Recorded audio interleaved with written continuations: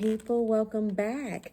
So we are in our fourth week of Women History Month, and I want to kind of close out our Women History, even though I'll still be doing some different ones throughout. But for this month, I want to end with Carole King, and I'm just going to go ahead and get right on into it for this week. So Carole King, Natural Woman. When I was 15 years old, I had the opportunity to go to Songwriters Central, the Brill building. I felt a kingship with these writers who were telling the stories that others would make popular. For me, seeing Carole break out of this tradition and make what became the biggest selling album of all time was so gratifying. RR, which is Robbie Robertson. All right, let's get into Carole King.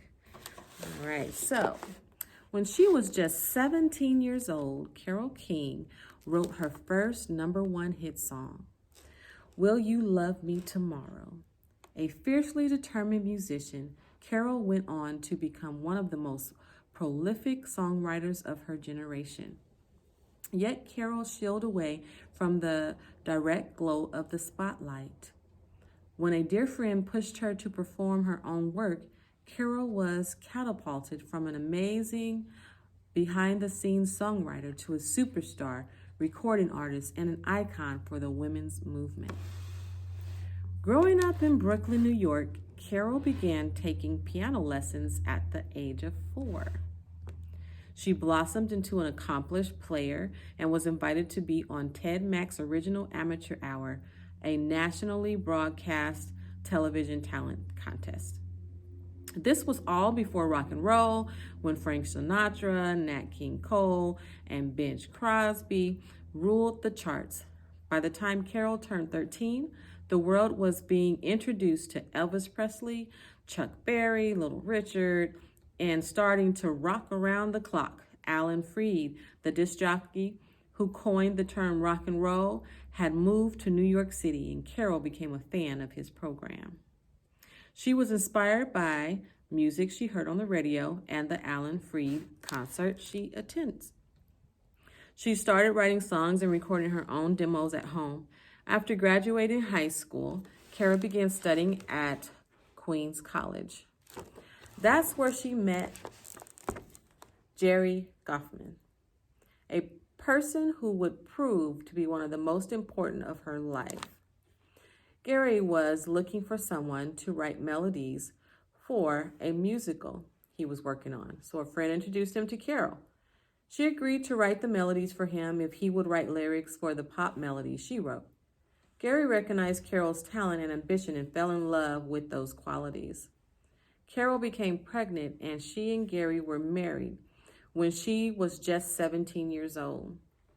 Gary was more than a husband and a father. He continued to be Carole's songwriting partner and shared some of the greatest success of her career. Picture this hardworking young couple at home in their small apartment decorated with discount furniture. She sits at the piano while he stands by her side, together writing songs. Some days, Gary would be at work at the chemical factory. Carole would be writing music at the piano with their baby daughter resting in the bassinet beside her.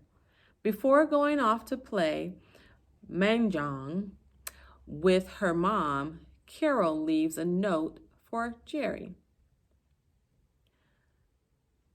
Need a song for Shirley's Tomorrow? Please write. That's exactly how their first #1 song, Will You Love Me Tomorrow, was created. Carole and Gary wrote over 100 popular songs and several more #1 hits, including one for their children's babysitter, Little Eva, called The Locomotion. One day, Ava began to show off some pretty fancy dance steps with Carole while Carole was playing piano. Gary stepped right in and wrote the lyrics inspired by her moves. In 1967, Carole split up with her husband, Gary, and moved with her two daughters to Los Angeles, California. With the encouragement of her good friend James Taylor, the quiet behind-the-scenes songwriter faced her fear of performing and stepped out into the spotlight. For the first time, Carole started writing both lyrics and music for a new album, Tapestry. After its release in 1971, Tapestry was the biggest selling album of all time, with approximately 11 million records sold. She also won Grammys for Best Record, Best Album, Best Song, and Best Vocal. Carole was no longer the behind-the-scenes genius. She was a superstar recording artist in her own right.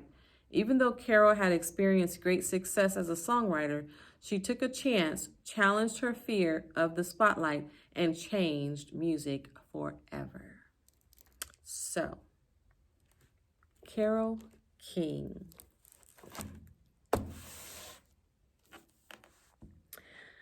Just to encourage some of you all out there as we finish up this month, is if you are that behind the scenes type person, I encourage you to step out and do what's in you to do.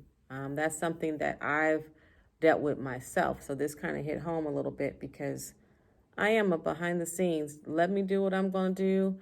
I'm not trying to be in the forefront to do any of that. Praise and worship, that's what, like, everything. Like, I am out there in the audience, and I'm going to sing like I'm going to sing as if I'm on the stage or whatever. I do not need to be on the stage, right? So, but when God moves, you move, just like that, right? So really tune into that, and I encourage you to step out, be bold, conquer your fear, and get out there and do what you're destined to do here in this world. All right. Well, I won't keep you any longer. That is it for this week. Carole King, Black History Month, Women's History Month. Until next time, Abs Nation, keep on marching on. Bye.